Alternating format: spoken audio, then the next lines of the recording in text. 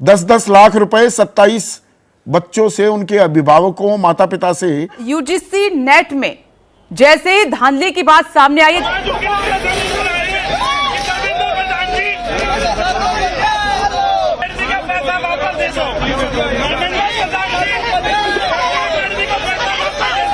मेरी अब प्रधानमंत्री जी से गुहार है कि आपके सामने अब दो चीजें हैं, या तो आप 35 लाख छात्रों को, युवाओं को न्याय दें, या अपने करप्ट शिक्षा मंत्रालय को और जो एनटीए हैं उसको बचाएं। लगातार जिस परीक्षा को लेकर के सवाल उठाए जा रहे हैं, आपकी एनडीए की सरकार देश में है।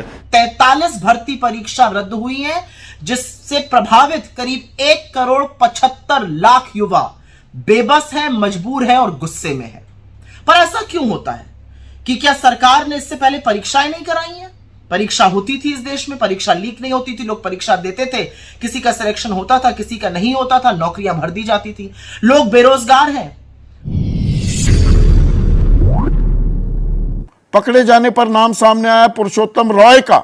अब ये रॉय साहब भी बहुत बड़े खिलाड़ी, 10-10 लाख रुपए 27 बच्चों से, उनके अभिभावकों, माता पिता से वो ले चुके थे, ठेकेदारी कर चुके थे। अरे बेटे को पास करा देंगे, बच्चे को पास करा देंगे। इन्होंने इन 27 बच्चों से कहा कि भाई ये सेंटर लो, और उधर पटना में और जानकारी सामने आई है। इतने सारे सबूत मिल गए हैं इस मामले में, नीट यूजी मामले में, तो इसमें कोई फैसला क्यों नहीं हो पा रहा है? दूसरा, यूजीसी नेट में जैसे ही धांधली की बात सामने आई है, जबकि अभी उसमें सबूत भी नहीं मिले हैं, तुरंत 24 घंटे के अंदर इस परीक्षा को रद्द कर दिया गया, तो नीट यूजी में आखिर फैसला सरकार क्यों नहीं ले पा रही है? दूसरा, कोई पेपर ऐसा नहीं बचा है जो लीक ना हुआ हो, तो ऐसे में सवाल ये उठ रहा है कि सच्चे सिपाही हमें कैसे मिलेंगे, अच्छे शिक्षक हमें कैसे मिलेंगे, अच्छे डॉक्टर हमें कैसे मिलेंगे? और दूसरा, ये जो जैसे एनटीए है जो कंडक्ट करा रही है परीक्षाएं, उन पर तो सवालिया निशान है ही, विश्वसनीयता पर एक सवाल खड़ा हो गया है, उसको कैसे अब दूर किया जाएगा?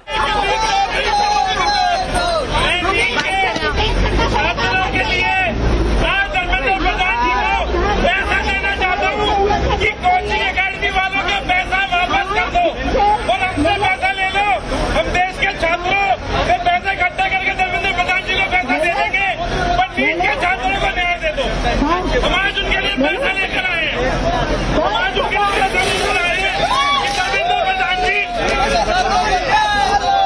का पैसा वापस दे दो, माननीय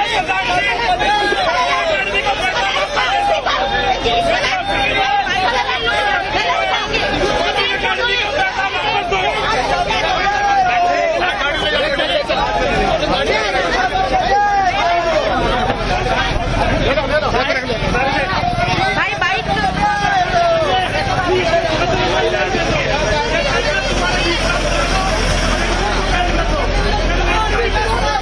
एक प्रेस विज्ञप्ति कल 10 बजे रात को डाल दी गई कि गृह मंत्रालय के जो साइबर क्राइम से पता चला है कि इसमें कुछ गड़बड़ियां और ये गड़बड़ हुआ, इसलिए इसको रद्द किया जाता है और सीबीआई की जांच दी जाती है। इस देश को तमाशा बनाने का काम नरेंद्र मोदी की सरकार ने और उनके विफल मंत्रियों ने किया हुआ है। अभी नीट की परीक्षा पर बवाल मचा हुआ था, मंत्री जी कह रहे थे कोई पेपर लीक नहीं हुआ। अब जो आरोपी गिरफ्तार हुआ है उसने साक्ष्य और सबूत देखकर बताया कैसे कैसे पेपर लीक हुआ था 35-35, 40-40 लाख रुपए में। और अभी 2 दिन पहले यूजीसी नेट की जो परीक्षा हुई थी उसका भी पर्चा लीक हो गया और उसको रद्द करना पड़ा। इस देश की 60% आबादी 35 साल से उम्र में कम है। ये सारी चीजें युवाओं के साथ एक भद्दा मजाक, खिलवाड़ है उनके भविष्य पर एक बहुत बड़ा प्रश्न चिन्ह लगाता है।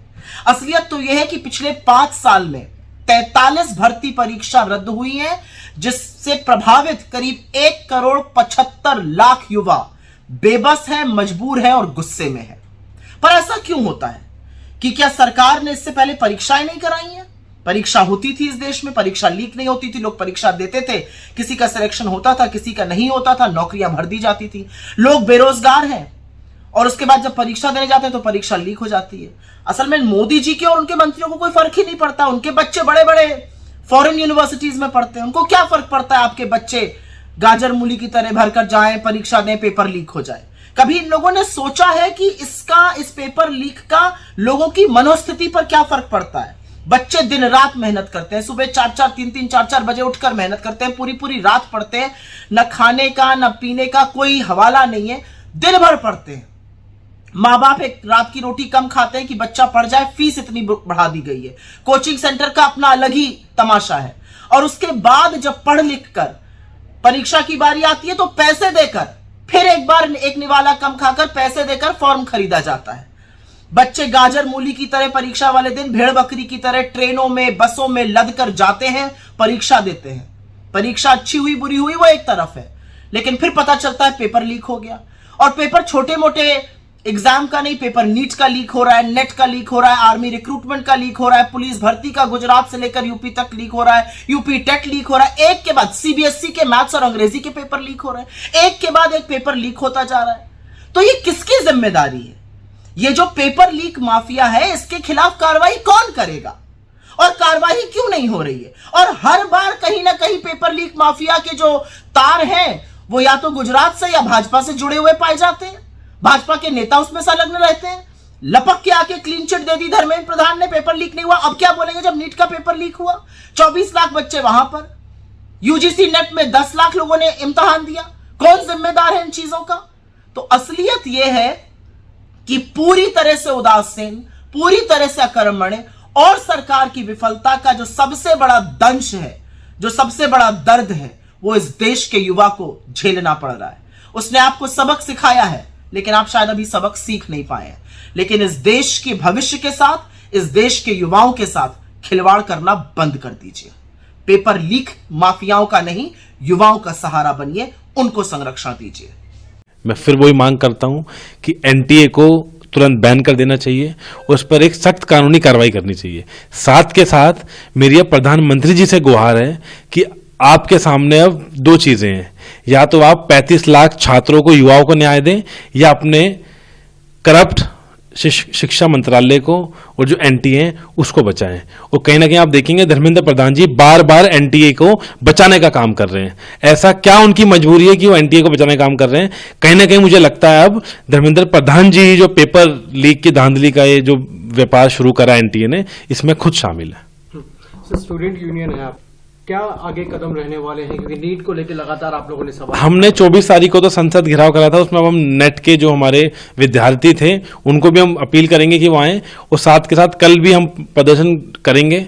21 तारीख को देश भर की जो यूनिवर्सिटीज हैं, हमारी जो कैंपसेज हैं पूरे देश में, लगभग हमने 300 कैंपसेज करें आइडेंटिफाई, उन 300 कैंपसेज में प्रोटेस्ट होगा।